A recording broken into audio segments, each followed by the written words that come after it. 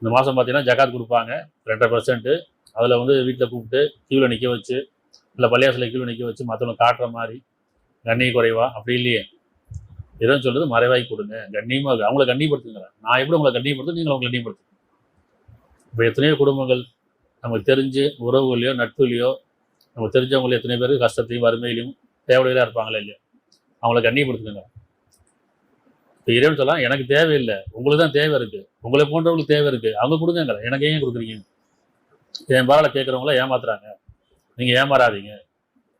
அப்படிதானே? எப்படி வந்து அல்லாவுக்கு சந்தா கட்டுங்க, அல்லாக்காக கொடுங்க, கடவுளுக்காக கொடுங்க, இறைவனுக்காக கொடுங்க இல்லையா? அப்போ உங்களுடைய சத்தியங்களை வெளிப்படையாக செய்தாலும் அதுவும் நல்லது.